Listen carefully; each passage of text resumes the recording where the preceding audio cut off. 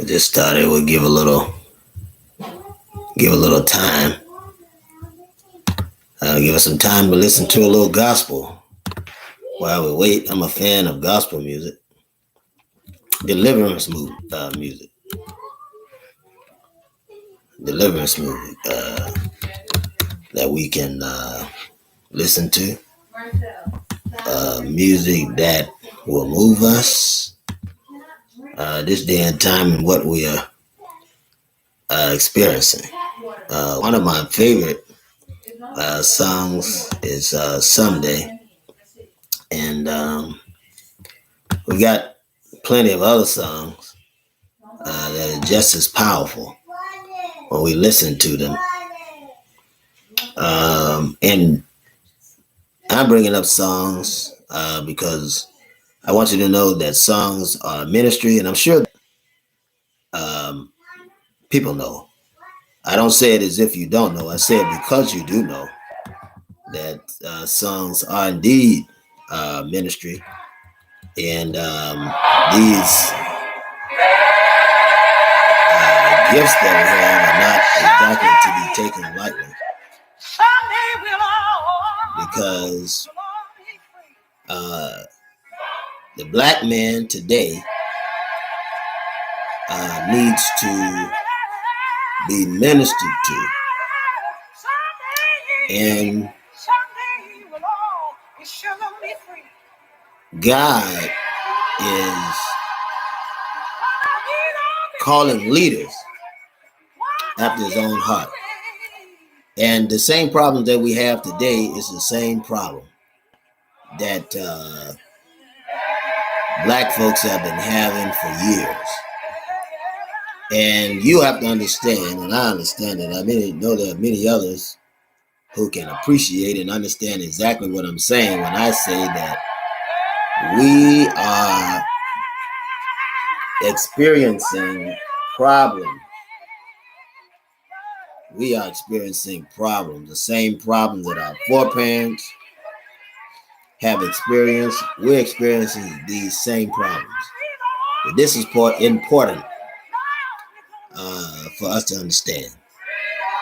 Very important. I want to thank Brother Demetrius for joining us and the others that are coming in. I want to thank you.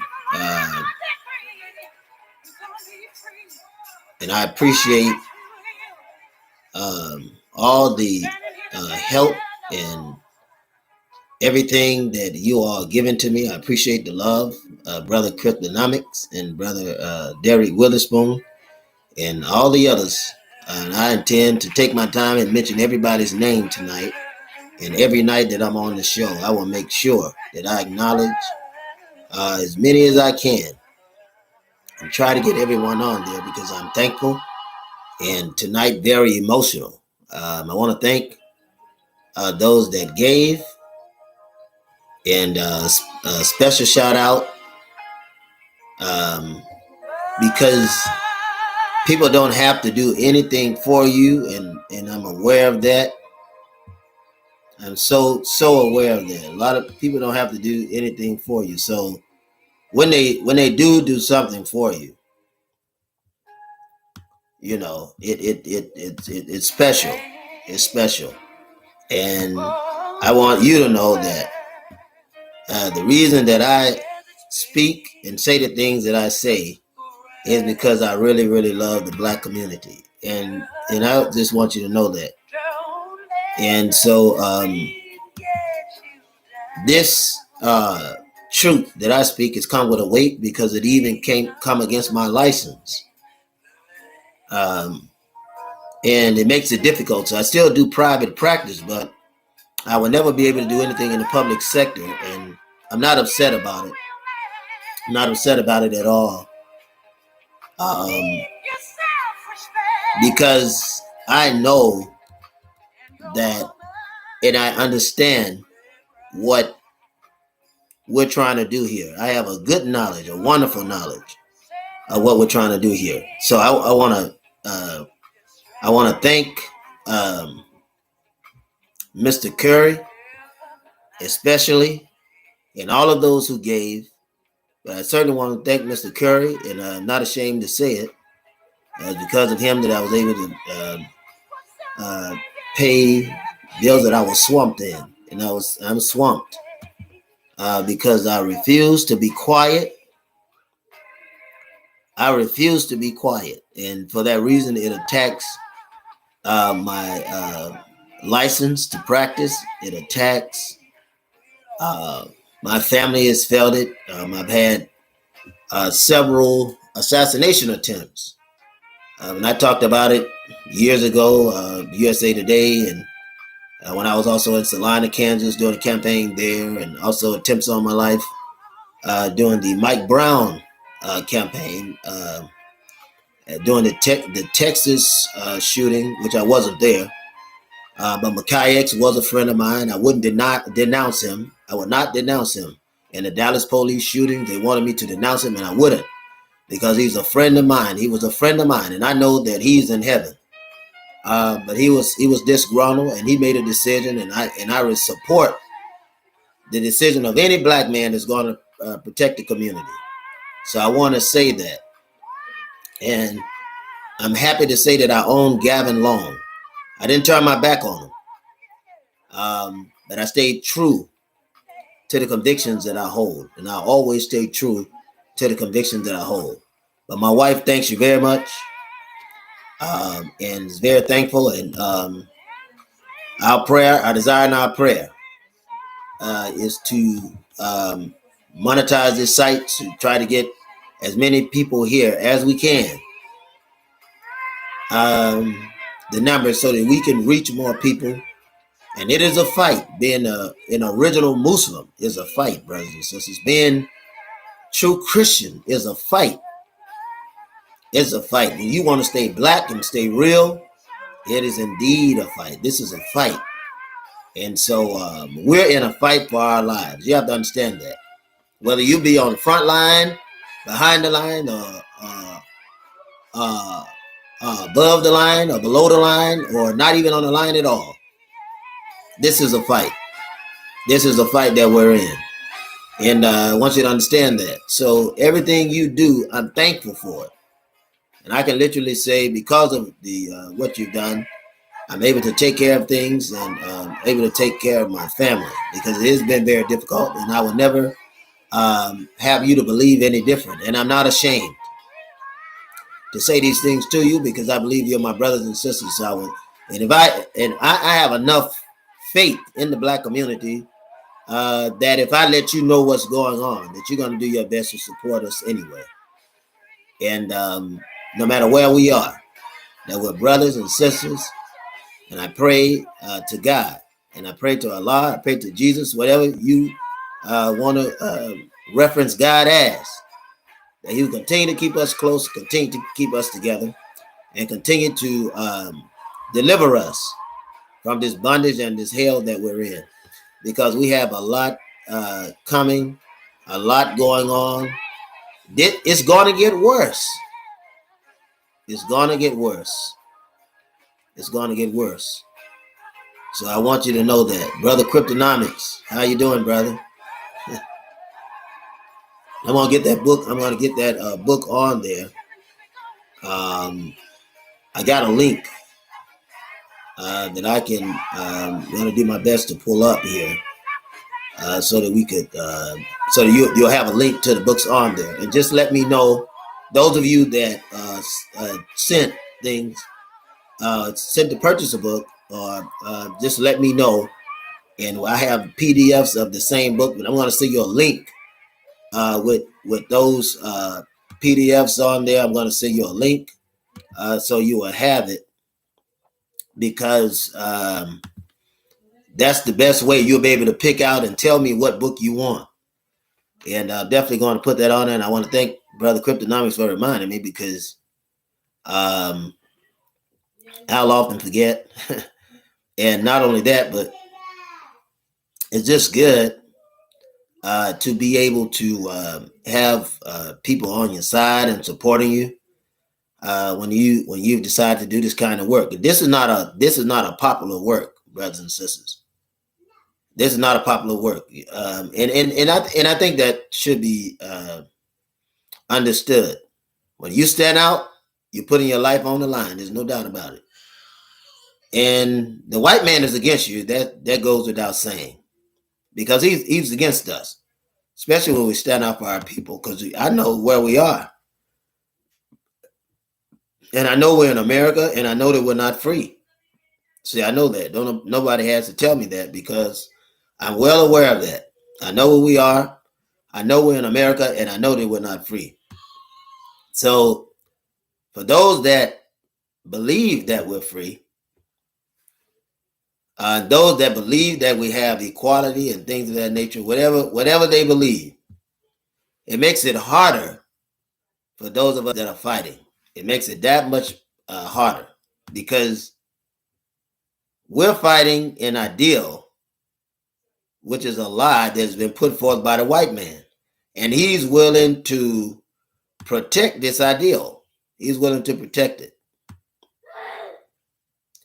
And brothers and sisters, it's sad, because even right now, the white man himself is fighting. You know, there are those that are not even willing to lie to themselves anymore. It's not that they don't want to lie to themselves. They can't lie to themselves anymore, because these devils have come out. And I believe many of them, if you search the record, you'll find out that many of them are children of police or have been friendly with police, like Kyle Rittenhouse. If you remember Kyle Rittenhouse, who shot those other individuals, I was fortunate enough. I always say that anytime you got somebody who don't understand what's going on, I say that I'm fortunate enough. I was fortunate enough to talk with someone who had a difference of opinion, who really believed that we're free in this world. And he told me that the problems that I talk about are problems that I'm creating. And he told me that I was misled and that I'm just an angry black man. And I don't blame him, because I am angry. I am angry. So I can't say that he's not right about that. But as I told him, you should be angry too. Not only should I be bearing this weight of anger, but I told him, I said, you should be angry too, brother. And the brother said, what do you mean? And I said, well, I know that you believe that you're the exception, friend. And the more he started talking, I started to judge his behavior. Every time I said something about somebody white, because of this ideal he had, he got very upset. And you know how it is. You know, this brother was sincerely lost. He wasn't a coon, not consciously. He wasn't a conscious coon, because he was thoroughly lost. And every time that I talked about this attitude that he should have, this anger that he should have, every time I talked about it, he got more and more upset. He was so upset. And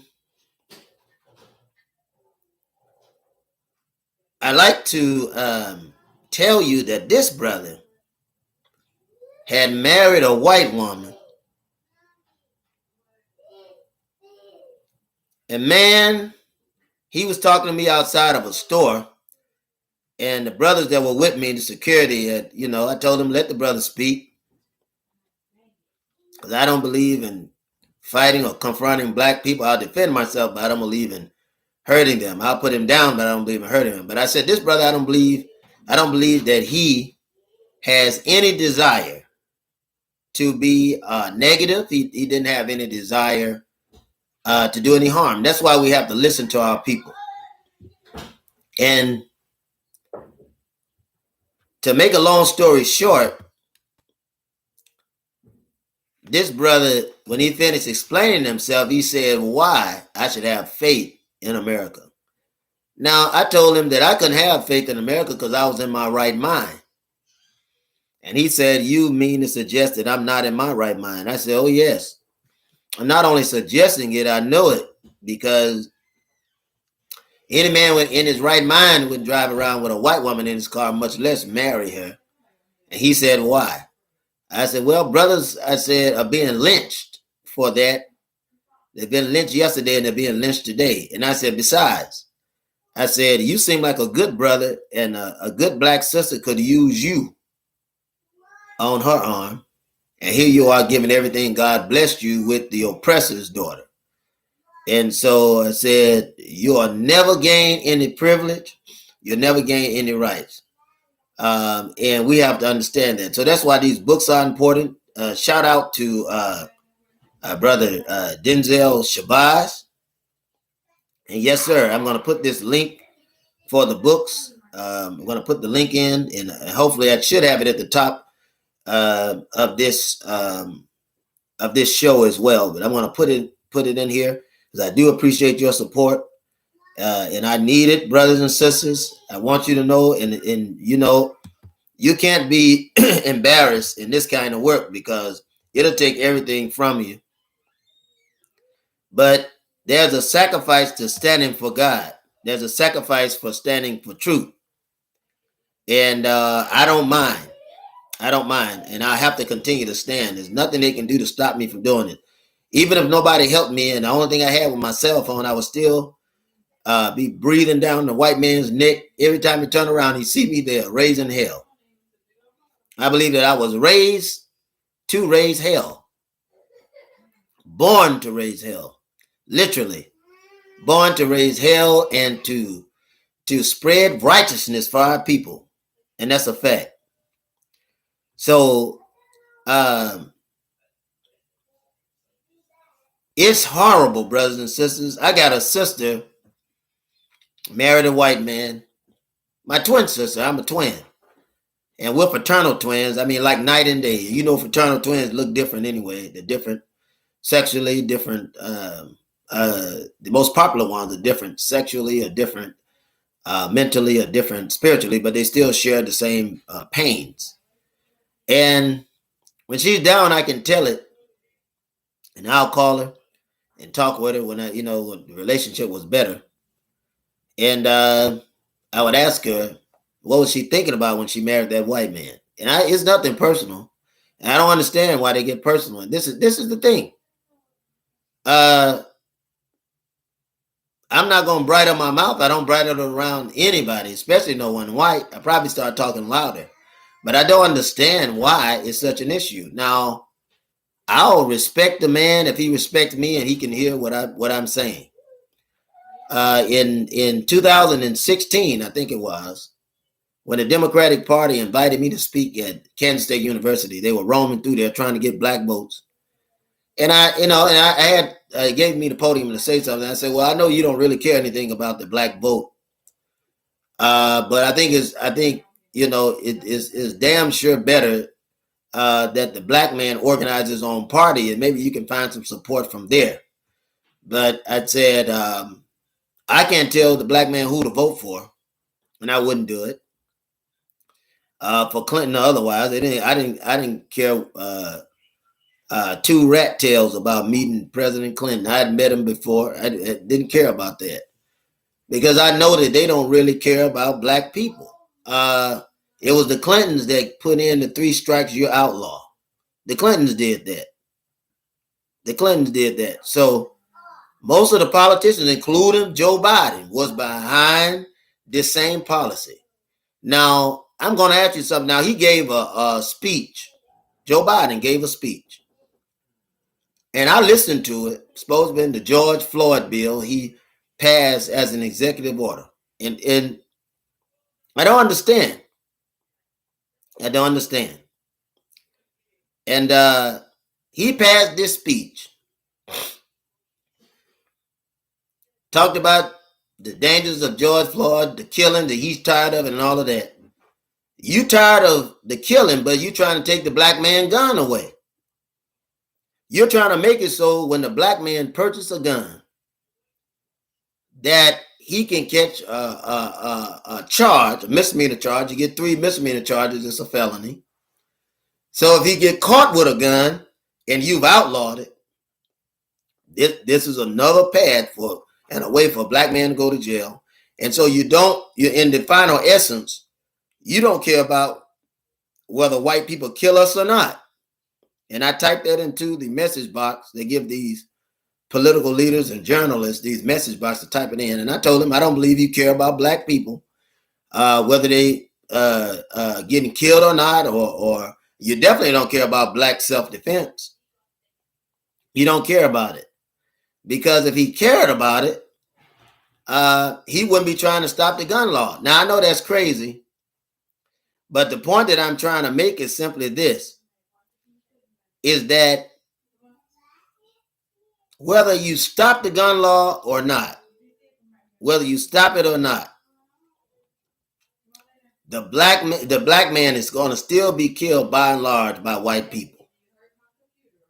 They've already passed laws. They passed laws to make black people free. You're still not free. During the time of Abraham Lincoln, he passed the law of emancipation. It still didn't work because you're still in slavery. You're still in oppression. They changed it from segregation to integration to now to socialism, and you're still oppressed, still the lowest paid on the totem pole, still the first hired, the last hired and the first fired. They passed another law in the Civil Rights Bill that's supposed to give you all rights, 1964 Civil Rights Bill. With Title VII, you read it everywhere, that there's no discrimination on race, color, creed, religion, sex, and you name it. But the black man is still discriminated. Now, the LGBTQ got more rights than people who were brought here as slaves, put in bondage, and just left in poverty, left in hurt, left in neglect, politically abused, socially abused, physically abused, and killed and otherwise, and you still don't have any rights. You don't have it.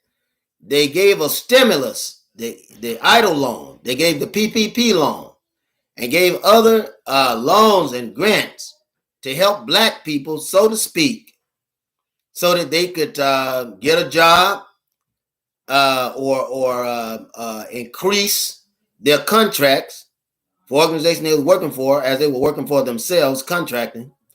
That they could pay people that were working for them and all of that. And then if they didn't have things in order, then it was a fault of the person that they gave the grant or loan to. Then they started arresting black people because they put in to get the loans. A lot of them didn't have businesses.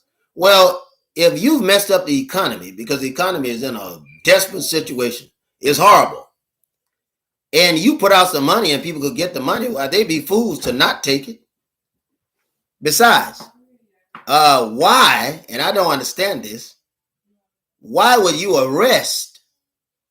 I really, really don't understand, and somebody would have to help me understand this, why they would arrest black people. And I hope you can hear me all right. Hope everyone can hear me all right.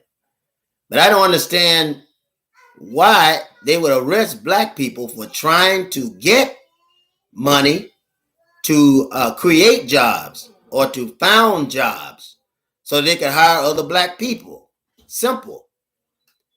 When the man put the stuff out, it wasn't for you. But he couldn't just come out and say that. So you got to understand that. He couldn't just come out and say, from the top to the bottom, he couldn't just come out and say, hey, well, we're going to give this money out, but it's really not meant for you. It's really meant for the white businesses. The man can't come out and say that because he already lied to you and told you was free. He did that with laws. He had laws, right?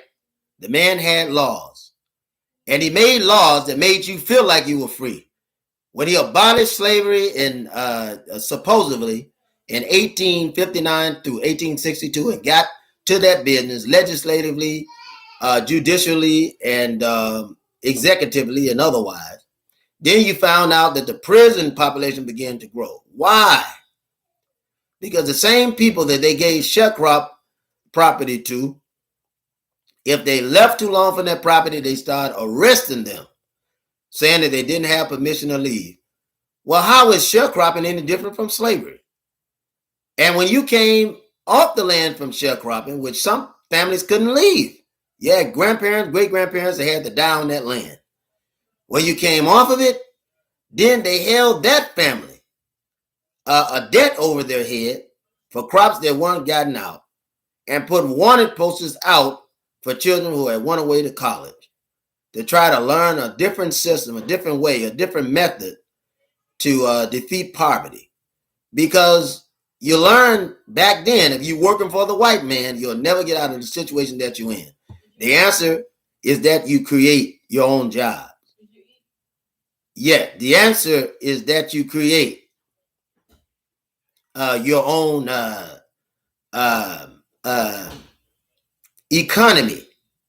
The answer is that you create your own automobile factories, that you own the real estate market, where you can sell real estate to your own people. And let me explain that.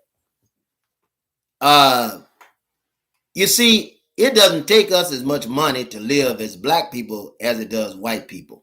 All we need is to support one another. But if we live within our means, brothers and sisters, don't live like the Joneses. Don't do that, because these are coon blacks that are trying to have the lives that white people have. And you'll find out, if you don't already know, that even the singers and the actors don't have the kind of money that you think they have. Why are we talking about this?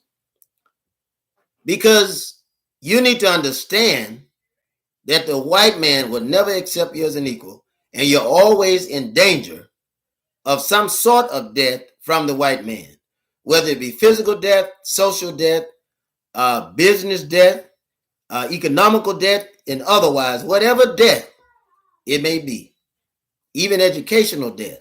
He'll never give you any knowledge that's going to put any life in you. He won't do it.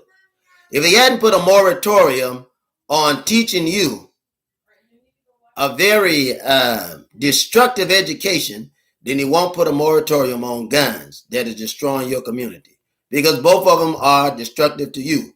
Both of these things are destructive to you. So this is very, very, very important.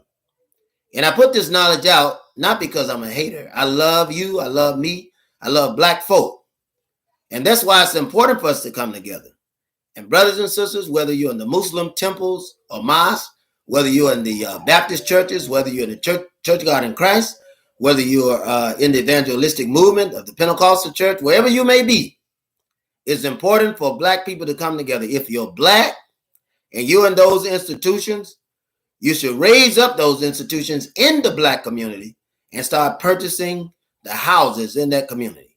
What happens if you purchase the houses in that community? Why, you could own the community for black folk and give them houses to give them a start in life.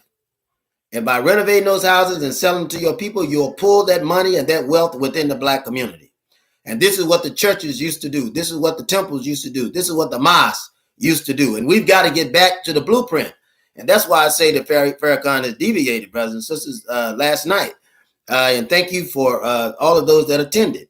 The reason that I said that he's deviated because the Most Honorable Elijah Muhammad whole purpose was to separate from the master while we're on this plantation, and let's buy up land and property for ourselves, build up houses, automobiles, schools, colleges, education centers for black folk, and to employ and educate black folk, and to educate them, give them a trade so they could have a trade and control their job and control their own market.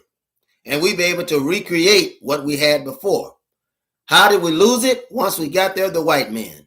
Why did we lose it? Because there were too many black people talking about and telling what's going on over in Blackville. So that when the man came down from Whitehall, and you telling him what's going on in your town, then he had enough knowledge to destroy it. This was the destruction of Tulsa, Oklahoma, and all the others. The assimilation was not done in such a way where you would protect your information, accept your growth, protect your investment. What do I mean? You had all of these advances in America, but we had no armies to protect it. We had no armies. And so we've got to think about our own armies. When you think about a black police force, an all black police force, that's an army to protect the people. If you have a black community and you have all black police in that black community, and you make sure there's nothing but black folks in that community, if you make sure can't no white people move in that community, there's nothing but black folks.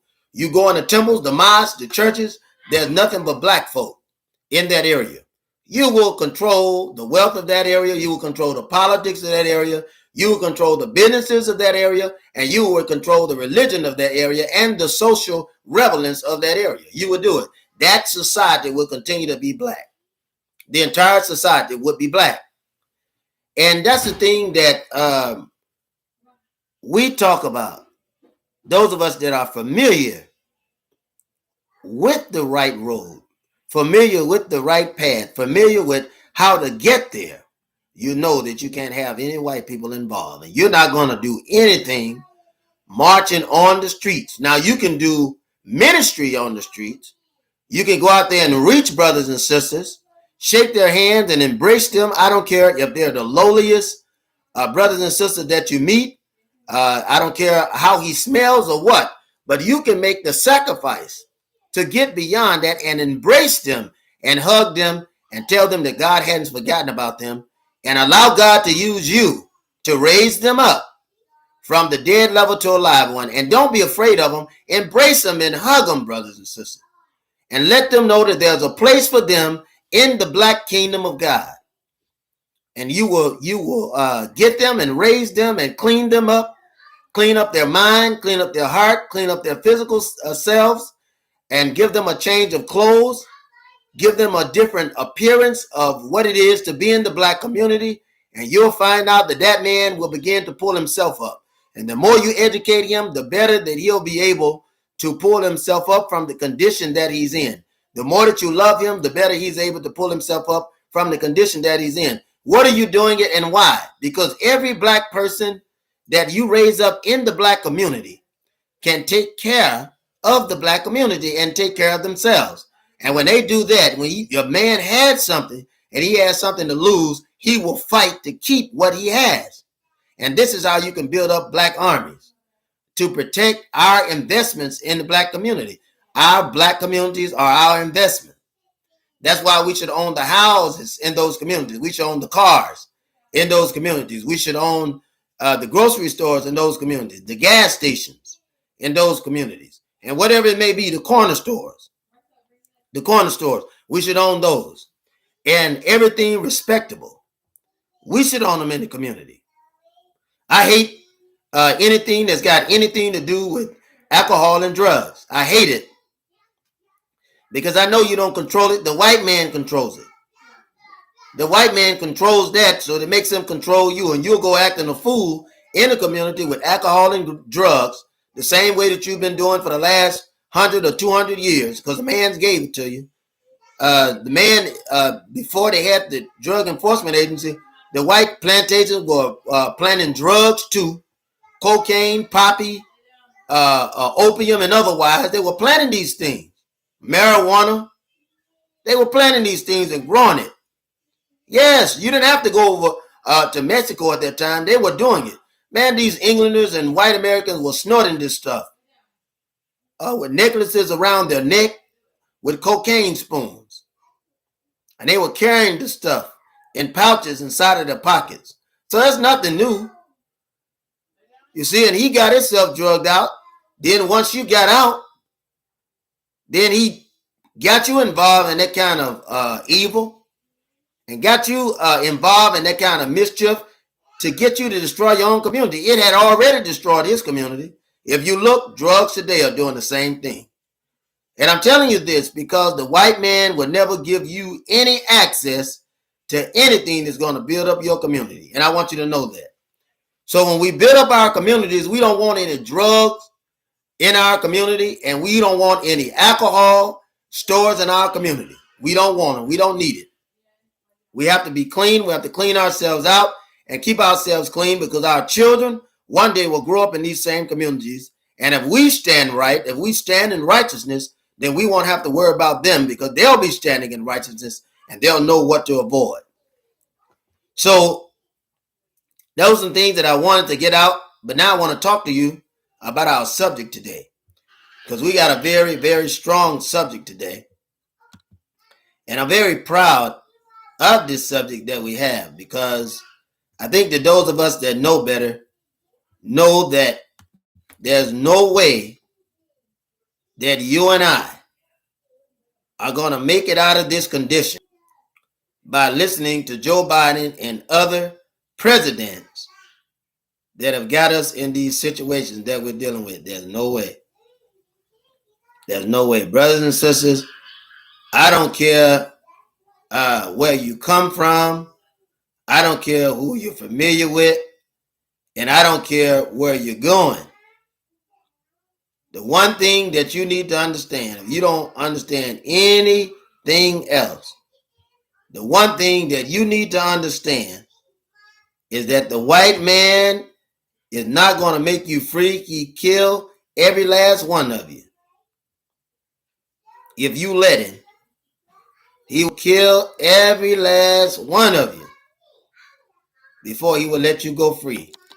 So I saw President Biden. He's been doing it, been working on this for some time, and he wants you to believe that he's really interested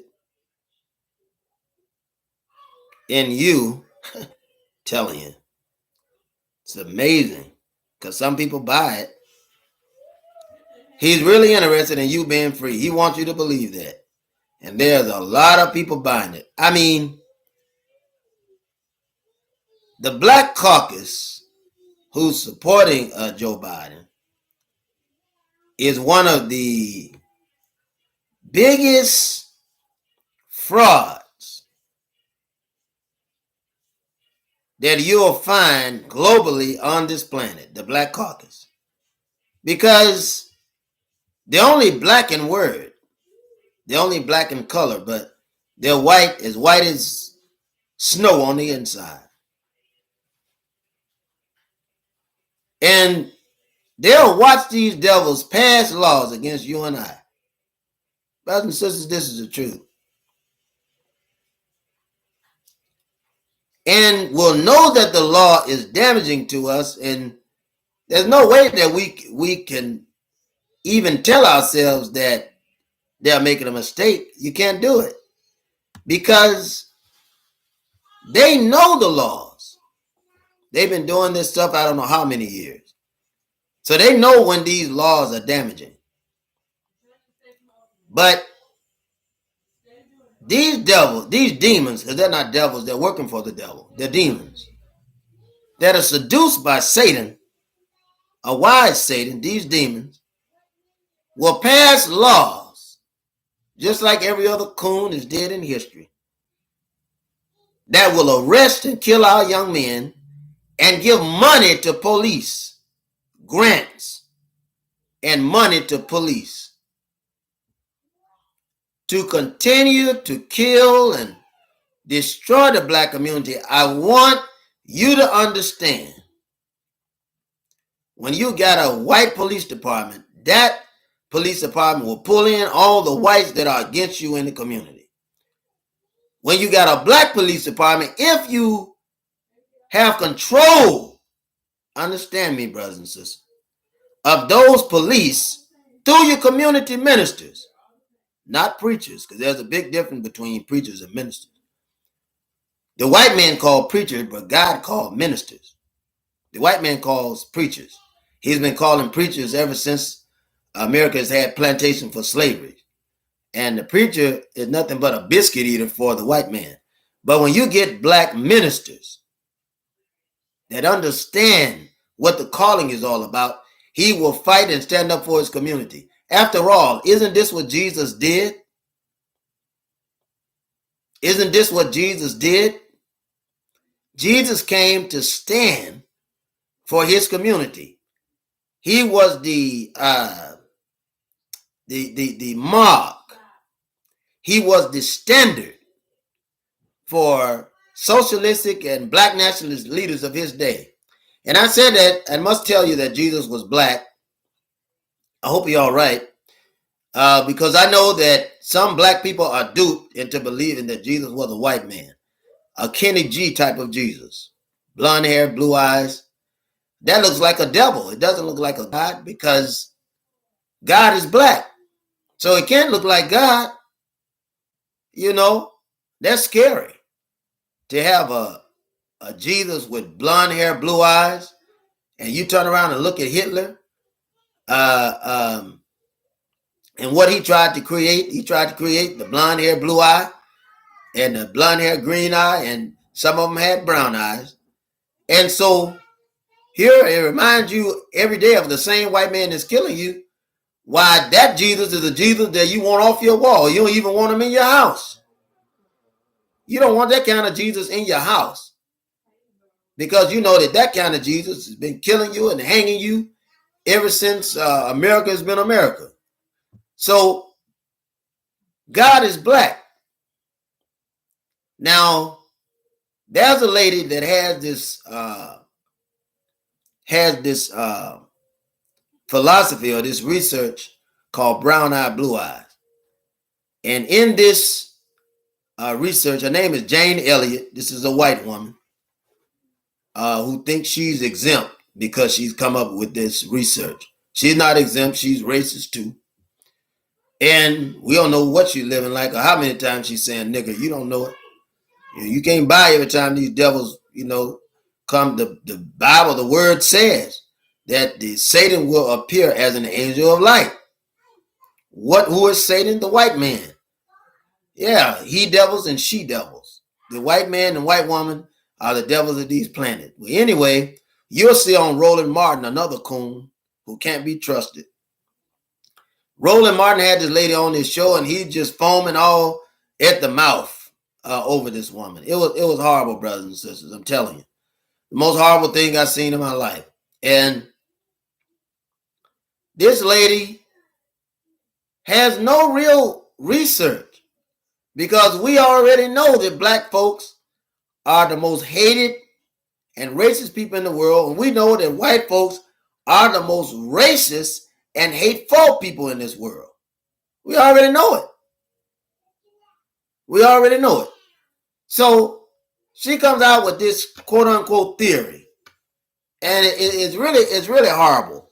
It's really horrible. This theory, she's supposed to be telling white folks how racist they really are in these exercises. So she just last night, all you got to do, go to last night's show. Or not last night's show, but if you go to the show that I did earlier, before I came on Morris World TV Live, I did a show earlier. And if you look down in the comments, this lady tells me that Jesus was not black. That's what she said. She said Jesus wasn't black. And I challenged her on it. I said, I challenge you in your theory. And then I also challenge you on whether Jesus was black or white. You see, anytime you get a white person, I don't care how moderate they are, that would tell you that Jesus was not black, then you're dealing with a common racist, because this is a racist teaching.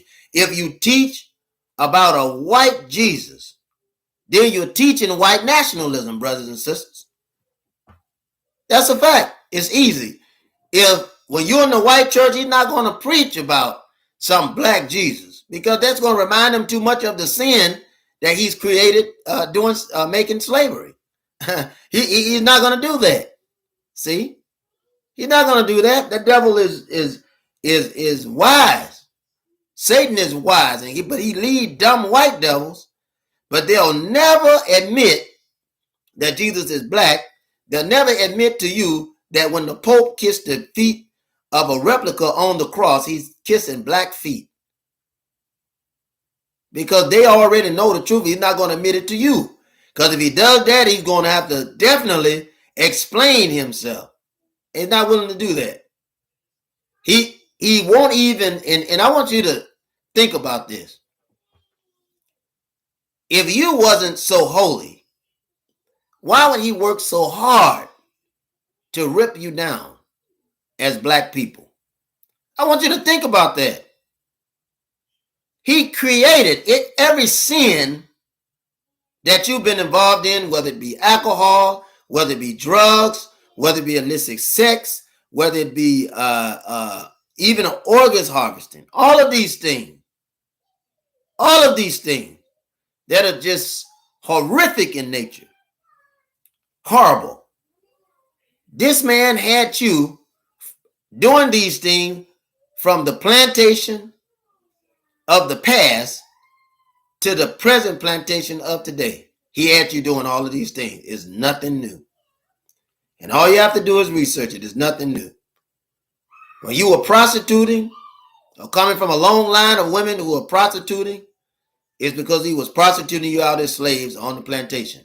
He was having you and then sending you over to other plantation, having the man to pay for you and have you and turning you out literally from 4 years of age and earlier, from as young as babies. That's how sick that man is. The man is sick. The man is sick. And if you were homosexuality, this is nothing new. You didn't just wake up being a homosexual. The man was having you on the plantation. The man was parceling you out on other plantations to other white queers that were turning you out, making you that way from babies into manhood. And then he would have men on the plantation, just like they do in the prison, to break in young boys, break in babies, breaking in men to keep control of them. This is the sickness that you're dealing with. So the LGBTQ is nothing new. While he was running around on the plantation, the white man was having his own slaves involved in certain acts. And he would get them involved. And this is the great separation of the house slave and the field slave. The house slave was in bondage, psychologically, economically, and socially was in bondage, even paternally and maternally in bondage, and had to subdue themselves to all of the wills of the master, who was even raping their own children, their own wives, and forcing them into that kind of action. This is a fact. This is how sick the white man is. But that field slave had a different mindset. You know, when a white man is in the house, the danger of being in the house is you begin to see things the way that your master wants. If your master is doing evil, you begin to see things the way that he wants them, because when he's doing that evil, and you know that you're going to get something out of it, this is when you're in the house. You have a lot of house people that will do evil. And this is very important to understand. It's very, very, very important to understand. So the longer the house slave was in that house, then the more seduced they become to the ways of the master and what the master wanted. But that field slave didn't have to see the master none of that day if he didn't want to. He hated seeing his master. Oh, yes, he did. When the master came, he was praying for the uprising so that he can send the master back from where he came from. The masters were up, he wanted to keep him down. If he was sick, he wanted him to die. This is the difference in the mindset that you still have today. You have field slaves and you have house slaves today, because you're still on the plantation. I said you're still on the plantation, whether you accept that or not. You're still on it. And you'll never get away from it by giving in to the ideals of the plantation. It'll never happen for you. That's why if you're working for the man is only going to pinch you and give you pinches of freedom.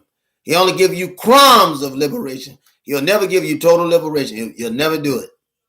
He'll never do it. And so he isn't concerned. What are we talking about? We're building the platform. We're building the platform. And on this show, we're going to have to always, when we build the house, The platform is the most important thing because you need to know where you are. And that platform has to be sturdy to hold the walls of that house so that when you put the roof on, that it would hold it, it would sustain it. And so we'll always explain where we are, deductively and inductively, building it up from the top and turn it down from the bottom, so that you will understand in no uncertain terms what is going on, where we are, and what we must do. I'm telling you to arm yourself. Why? Because you're being killed. It's plain and simple. I heard a man say, well, the president just passed an executive law, and I listened to him. I think everyone should have the right to be listened to. And he said the president just passed the executive law. Well, he passed the executive law. It's no different than any other law that the white man has passed. He passed the emancipation. You still haven't got the benefits from the emancipation. The man said you was free. And he's been killing you ever since you were on the plantation and killing you while you're off the plantation. And he's doing it with a gun. Do you honestly think that the white man is going to let the black man get guns to get an advantage on him?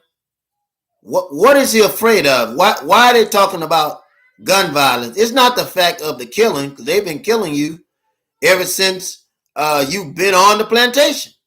Ever since you came here, and even before you were here, even when he invaded your land, he was killing you with cannonballs and guns.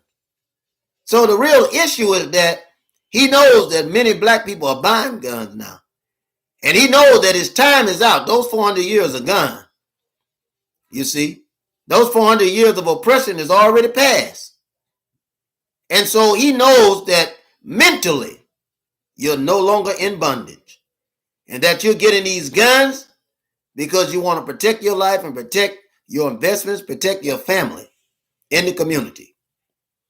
And he knows that. He knows he can't win a guerrilla warfare.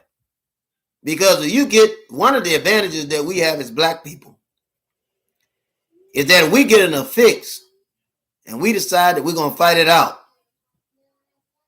Then we understand that if we got to die, then the person that fighting us got to die too. That's the mindset that you're getting in. Why you got people right now that said the brother is causing mischief. He's troublemaking. I have Muslims that were blowing me up last night. Many of them calling me privately saying, brother, and these Muslims was under Minister Louis Farrakhan. They said, brother, you know you're right, but I can't just come and say, agree to that on the page or on the surface. And I said, brother, I understand why.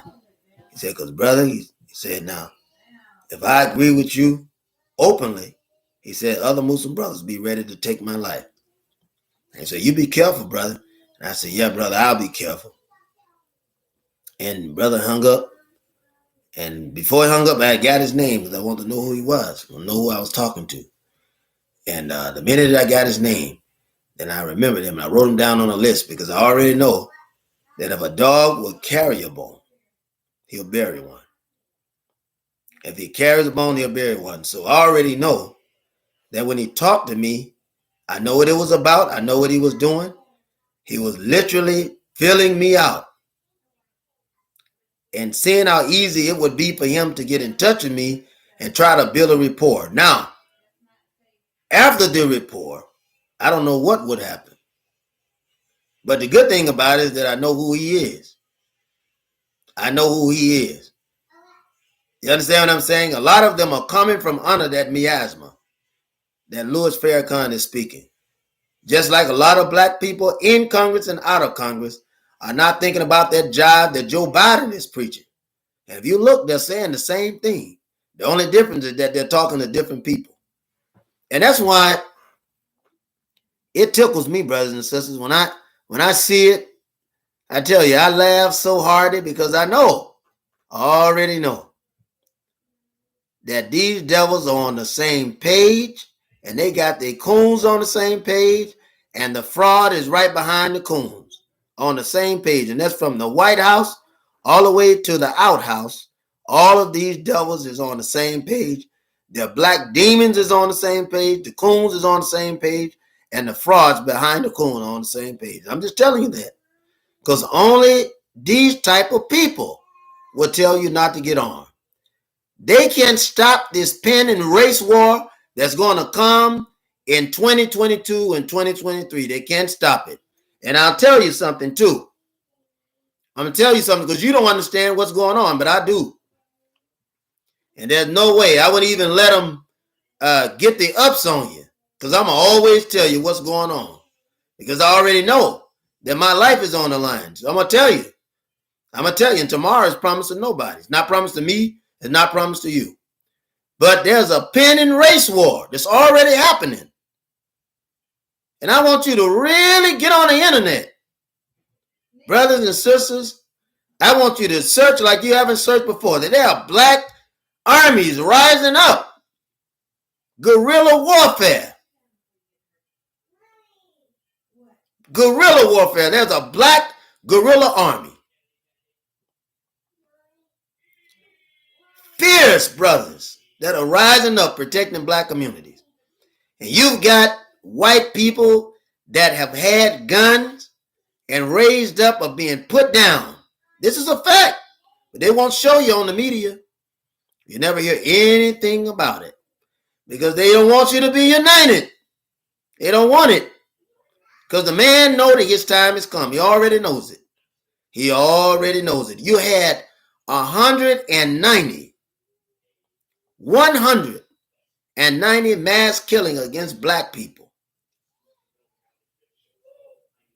190 mass killing against black people. And they were not successful. Many of those were not successful. Understand what I'm saying? Why wasn't it successful? Because black people are starting to fight back. And if you had any sense, you would begin to fight back. If you had any sense. Am I telling you to go and shoot the first white person you see? I never said it. Now, you got agents tonight that are listening to this meager broadcast I have. And you mark my words, there'll be those that will go back and say, hey, he said start killing white people. I never said it, but this is what they do. This is a lie they tell. I went in a courthouse, telling you the truth. I observed children that were in children's court, in a courthouse. Went there, just sat down in my white coat. I took a break. Had some things recorded in the county. And that tells you. I don't have that kind of fear because I live every day like it's my last day. I live like a man who's dead already and like it's my last day. And I believe in the training of Mr. Muhammad when he says that all that I have belongs to God. I believe that. I believe that. And I went in that courtroom, brothers and sisters. When I went in, saw the judge, dangerous judge to our brothers and sisters. That's why it's important for you not to be electing these white judges. The judge's name is Amy Hess. Not afraid to say it. She has another devil. This is in West Helena, or rather Helena, Arkansas. She has another devil named Amy Green, which is a county prosecutor. These are white people that are incriminating our kids in front of the bench, telling them they have the right to an attorney and to remain silent. And you got black demons working with these white devils to put our kids in multi-million-dollar correctional facilities that seek nothing more than to kill them or either turn them into lawbreakers in the community so that they can make the prison revolving doors. I'm telling you, they can't do it without black folks, though. And that's why I don't believe in voting. I know voting doesn't work for us. But I believe in being a defensive voter. That if we're going to get somebody in there that's going to run against these white people so that we can have black people inside of the court system that's going to protect our children. And that the other end of it is that we give them some good religion, that we give them religious training and give them good education, home education, get them out of the public schools and put them in religious schools and in religious education systems where we can teach them and where we can train them and give them technical training for job education, such as carpenters and plumbers and HVAC men, air conditioned, roofers, renovators of housing, constructional engineers. These things they can learn. Gifts that we have in the Black community, train them how to work for themselves and feed themselves and to reinvest in the Black community. If we do these things, then we can protect our children. Because if you got Black legislators there, they're more apt to give them a chance and turn them around in the community. Because you only need prison systems in a community when that community is run and governed by white folks, because they're the investors in the prisons. You see, they build prisons because they invest in these prisons. Yeah, they have stock. They buy stock in prison. I want you to know that. There are bonds that you can buy against criminals. That's why you have a bail bondsman. That's why you have a bail bondsman. So his design and our design have different objectives.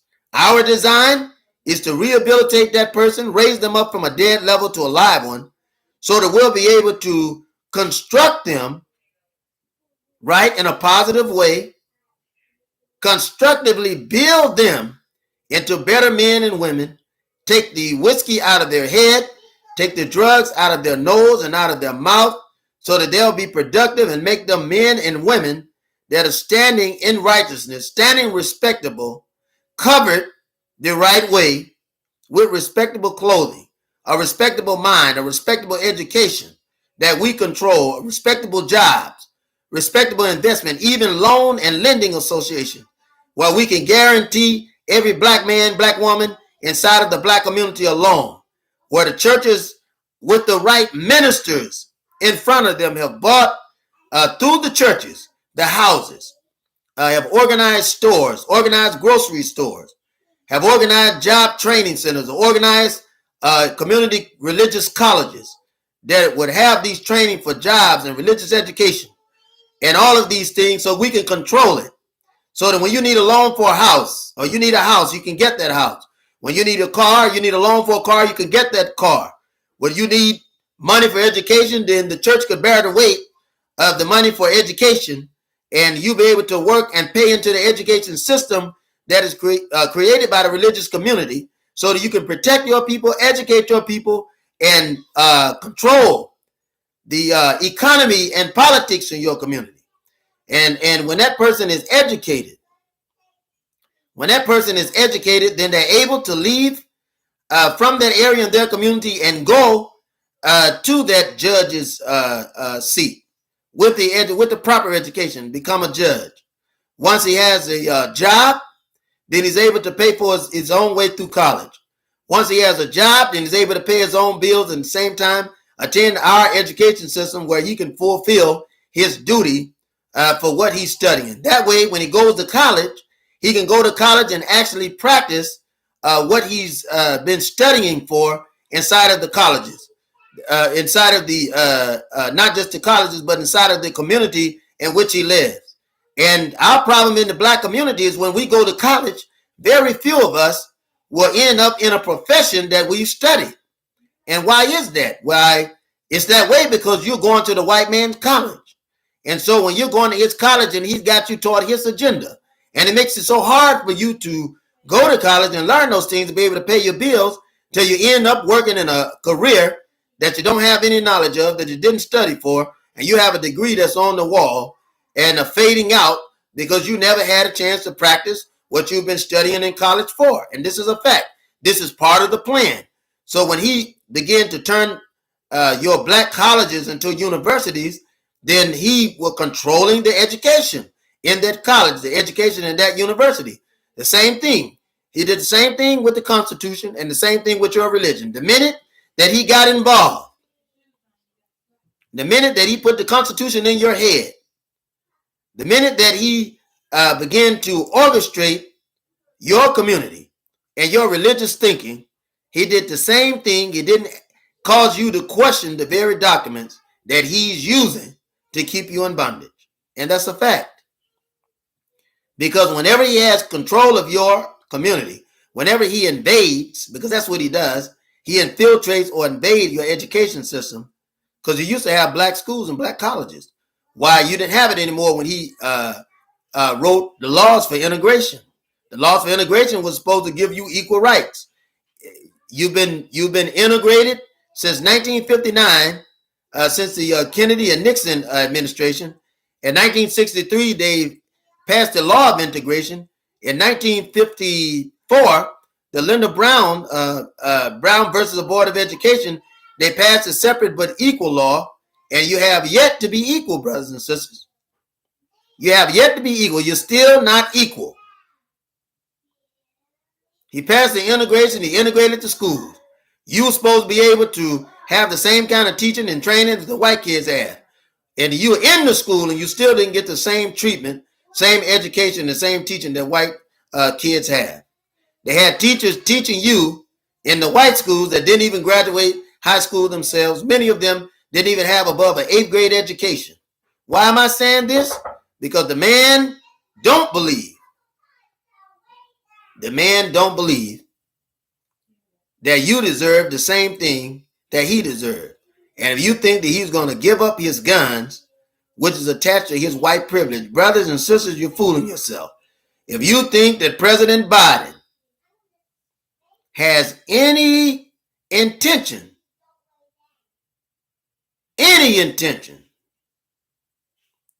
to take away the guns from these white people, when these guns is what give money to war bonds and war stocks, when these guns is what keep the police precincts with plenty of money, because they got to keep them with guns to keep shooting you and I. When these guns are the highest thing purchased in the white community, and they're white militias, from the Ku Klux Klan to the Aryan Nation to every other white, poor, greedy, stinking, slimy white cracker that will pull a gun against you, you brother and sister, you sadly mistaken. Why, he'll never move it. And an executive order isn't worth the paper that is written on, because if that was the case, you would still have the benefit of what it had been passed for. And let's explain. I want you to understand that an executive order only means that Congress, the House of Representatives, the House of Senate, nor the judicial system gave its support to that president by passing the law that he requested it to be passed. And they've been trying to pass a moratorium on gun control.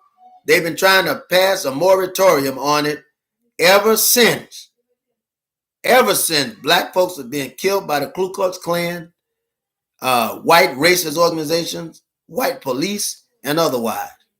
They couldn't even pass it when the police were shooting you down, who are still killing you and shooting you down. They couldn't even pass it. Why in the hell do you think they're going to be able to pass the same law when you got some white, dirty, poor, stinking, trashy white kid that's killing you in your stores, killing you in your churches, killing you in your houses, and killing you in your community? Some of them are killing you in your banks. He's not going to do it.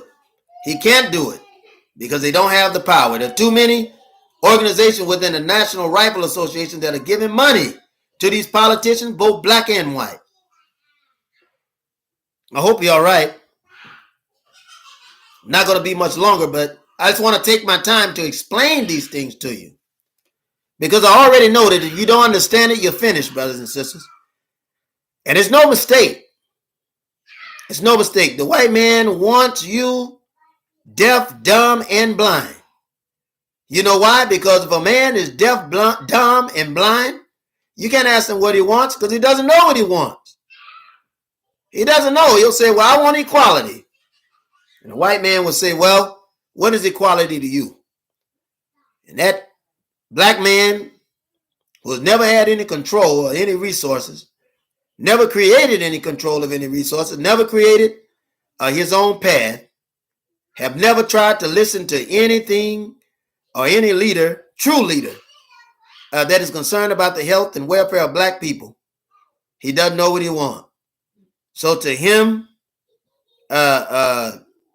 he believes that equality is having everything that the white man has. So he makes the white man the standard. And that's what many black people have done. They made the white man the standard because they don't know what they want. And there's no way that they can know what they want when they don't have a plan. And you can't have a plan when you're not coming together, reconciling with your brothers and sisters, and trying to find out the best way that you can survive in this Babylon, the best way that you can survive on this present day plantation with these 21st century slaves, because that's what we're dealing with. We're dealing with black brothers and sisters who don't know that they're slaves, acting as if they've been saved, acting as if they have salvation, acting as if they have a foundation. So when you hear the white man tell you when he's running for political office that he has your best interest in heart, he can't have your best interest in heart, because your best interest is to totally kill, and I mean this exactly as I'm saying it, kill white racists and kill racism, which is the document of superiority and the document of oppression against black people based on the color of the skin. And it's never happened anywhere else except American England, which are the leading benefactors of oppression, slavery, hate, racism, discrimination, integration, segregation, socialism, and the LGBT fascist movement. And that's a fact. And so Biden is not going to do anything. He can't do it. And now that you know that the fraud ministers and leaders that we have are not going to do anything either, you know that your only salvation is to unite with your brothers and sisters who have the sense to protect themselves, who have the sense to educate themselves, and who have the sense to study and to become righteous as a people. And what does that mean? What does it mean to be righteous? When you see a people going bad, the white man is going bad. He's never been good. He's never been good. He's even outpopulated. And he can outthink you because he's outpopulated, but he's never been good. The white man has never been good. There's nothing good about him. He's never been good. It is the only race on the planet that is killed racists entirely through violence and bloodshed. If you go to Tasmania, and all you have to do is go, and I'm almost finished, brothers and sisters. I'm not going to hold you much longer than this. But if you go to Tasmania on the internet, today we don't have to get on planes and take trips. We can go on the internet and see whatever we need to see. I mean, literally go and see whatever we need to see. And this is an act of God. The white man didn't do it on purpose. He didn't know what he was doing when he created the internet, but he needs it. He needs it. And I take it back. He didn't create it. I take it back. He didn't create the internet. There was a black woman that created the internet, and you go and research that. She also created MapQuest and created a few other things. She was in her mid-60s, I believe, when she came up with the idea in her late 20s, before they had anything remotely resembling the internet. But when the white man grabbed it, tried to steal it and pattern it, he didn't know what he was getting into. And I'd like to really shake her hand, this black woman. Our black sisters are amazing, aren't they, brother? Our black sisters are amazing. So many of them are doing so many things and creating so many things. We're doing a lot. But I want you to understand that these black women behind the scenes that the man don't even want to put out have done just amazing things. And I tell you, you better get you a black woman, because they can, if anybody can pull a trick on these white devils, it's a black woman. You ain't never seen a woman as beautiful as black women. I don't care. She comes in all shapes, colors, and sizes, even flavors. You ain't never seen like a woman like the black woman. You've never seen a woman like the black woman. She's an amazing creation. And if anybody can pull a trick on that devil, she can do it. And I'm telling you, when I look at it and I study people like Vivian Johnson, Ida B. Wells, Mary Cloud Bethune, Sister Coretta King, Sister Betty X, when I think about Vivian Johnson, and all of these individuals, I mean, there are so many black women. Mary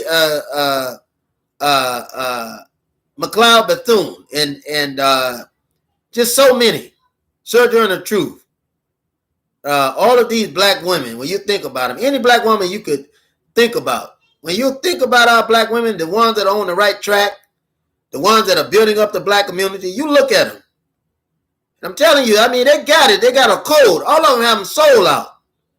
They got a code, brothers and sisters. They got a code, and they're pulling all kinds of trick on this man. I had a chance when I was in New York, and I had a chance to help on the set of Alicia Keys to earn some money, and I wasn't too proud because I learned not only do I know a medical and clinical education, but I've worked on sets. I know how to build. I've worked on the houses. My first job was chopping in a cotton field. I picked tobacco. I've done it. I haven't been ashamed to do any kind of work, and there are works that I'll take today to be able to feed my family if I don't make the money that I should make in this profession, which the white man is trying to destroy. But I'm going to work, and I'm going to depend on Allah and those that allow Allah to use them to keep me up. And I've already thanked him and prayed to him to get this video up through YouTube, so I can be able to come on YouTube and be able to put this stuff out. But I met the sister Alicia Keys, the performer, our sister, and this is one of the most conscious sisters. And she's not a coon; she's conscious. And and I asked her, I said, "Well, how can you do that when you have a white mother?" And she says, "Because if I make no mistake, I don't want to misquote her." But in so many instances, she's pushed the knowledge, and I never forget the conversation, but pushed the knowledge that it's because that she has a white mother that she knows how to quote unquote move in this world. And I even have her number, still have her number today. And I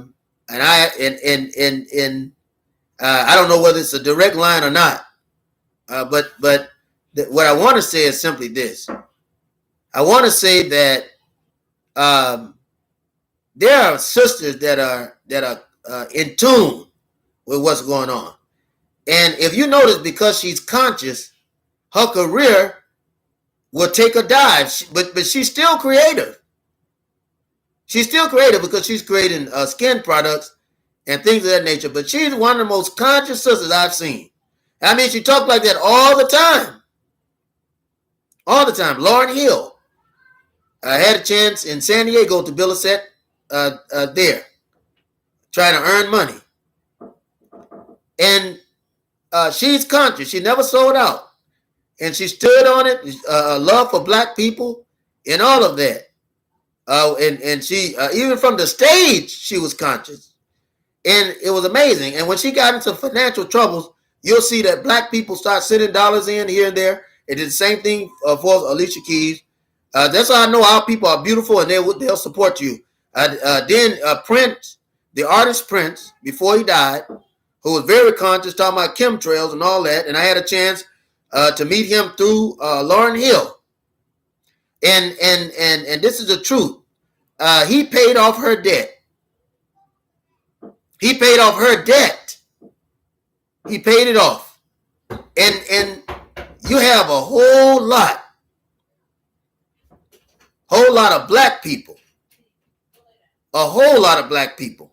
that are conscious and that are becoming more so conscious even in that field. All of them haven't sold out. All the rappers haven't given in to homosexuality. You got a lot of them that have, and that's a shame. That's a shame. All the basketball players are turning their children into girls, turning little boys into girls like Dwayne Wade. It's a shame. It's a shame, but all of them haven't given in to that. And I don't understand that. I don't understand stuff like that. But what I want you to know is that all of our people haven't given in to this evil. There are many of our people that are standing up. And just like God told Elijah, I have 20,000 people who have not knelt to the God of Baal. This is what he said. This is what he said. I have 20,000 people that have not yielded to the house of Baal.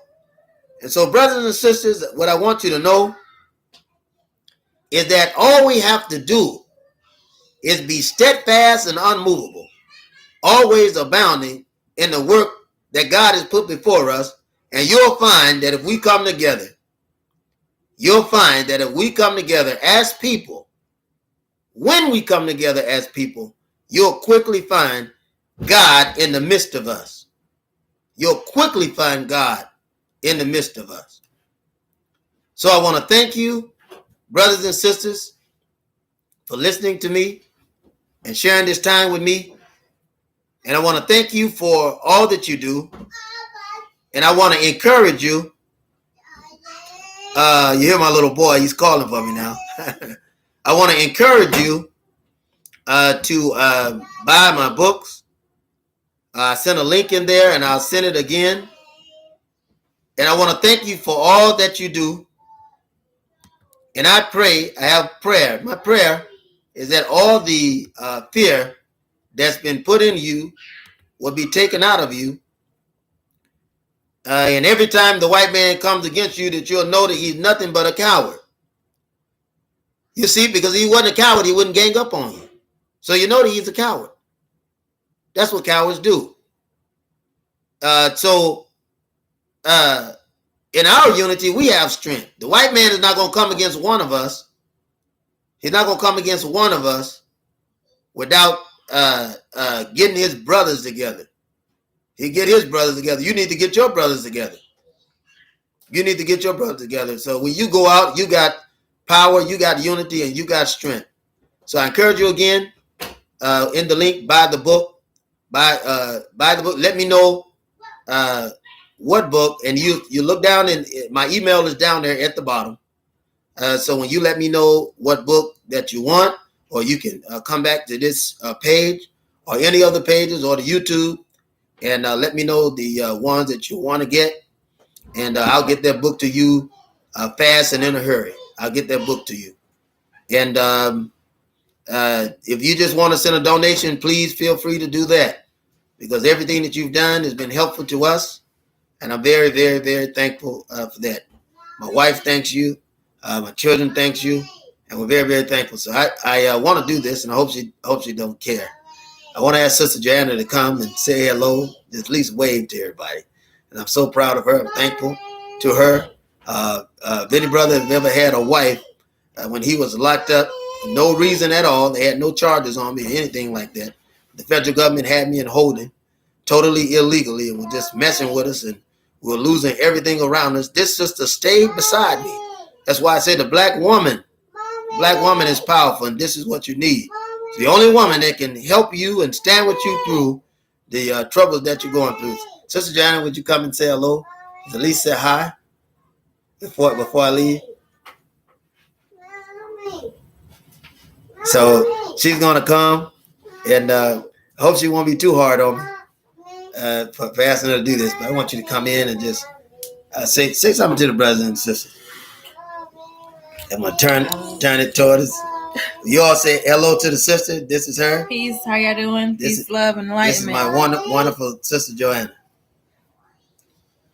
What you want me to say? I just say something to the people, whatever it is. Okay, I'm not sure exactly what y'all been talking about. Just want to say for everybody to stay watchful, be on guard. These are some serious times that we're living in right now. I mean, it's always been serious. I can't say very much. Stay away from these white folks, because they ain't good for you. I have nothing else to say. Protect your lives. Protect the lives of those you love.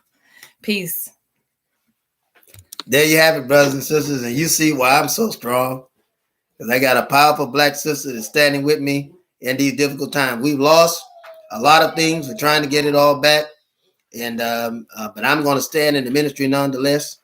We're going to stand for truth nonetheless, so that we can continue to get this word out to you. Ask you to spread the word, and so that we could get these things out. And I know that you've been asking, waiting, and participating, so that I could get online, and I'm thankful for that. Brothers and sisters, please, whatever you do, please drop something down in that box. I'm telling you that you are helping us. And I don't mean to sound like a beggar. I know that many people do, but I have no pride. And I know that if I can't lean on anyone, I can lean on my people. I'm not asking you for $1 million. If it's $1 that you have, or even 50 cents, whatever you do, whatever you put in that Cash App group, I would gladly appreciative of it, and would be very thankful of it. So I thank you very much. And I ask that you will continue to think about us. Keep us in your prayers. Keep us in the place where you know that God will take care of us, and keep us in your hearts and your minds. And I just want to thank you. I'm so very thankful to everything that you're doing for us. I'm really choked up. I don't know what to say. I'm really choked up, and I'm very excited about this new path, this new path that God has me on. And I'm thankful for him for the amount of time that he's allowed me to be in this path. So thank you very much. I love you. And I'll do my best to respond to everyone that's been helpful. And even those that may not be able to do anything now or haven't done anything, I want to let you know I'm thankful that you're watching. Continue to watch. Continue to watch, and just pray. Pray for us that God will continue to build us up. Because I know that I'm here and I can't leave until God says so. And no matter what the threat is, no matter what the danger, I know that God will take care of us, because he's doing that. And he's doing that through you. And he's doing that through many others. So I'm very thankful very much. So thank you again. I love you, brothers and sisters. And peace be unto you if you're Christian. And if you're Muslim, I say unto you, assalamu alaikum, in the tongue, which means peace be unto you as well. And I salute all the revolutionaries. And I tell you to stay on the path. Peace.